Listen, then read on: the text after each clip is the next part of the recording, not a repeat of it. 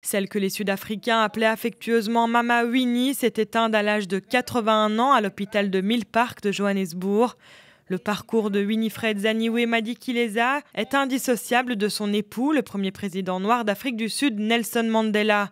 Le couple qu'ils ont formé ensemble pendant plus de 30 ans personnifiait le combat acharné contre le régime raciste d'apartheid. C'est en 1958 que celle qui deviendra l'héroïne de la lutte contre l'apartheid épouse Nelson Mandela, mais très vite le couple est séparé par les activités politiques de celui-ci, condamné en 1964 à la prison à perpétuité. Pendant ces 27 années de prison, Winnie résiste aux persécutions incessantes du régime raciste. En 1994, c'est la consécration pour Nelson Mandela et son épouse. Lui devient le premier président noir d'Afrique du Sud. Elle fait son entrée dans le gouvernement. Le président sud-africain actuel, Cyril Ramaphosa, patron du Congrès national africain à la pointe de la lutte anti-apartheid, fondée par Nelson Mandela, a salué la mémoire de cette voix du défi et de la résistance.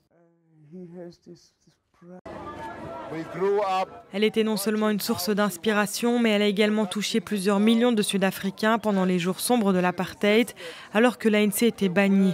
Elle restait la seule voix du mouvement démocratique quand le peuple vivait sous la botte de l'apartheid. Winnie a continué à faire preuve de courage contre toutes les formes d'intimidation qui lui ont été infligées à elle et à son mouvement.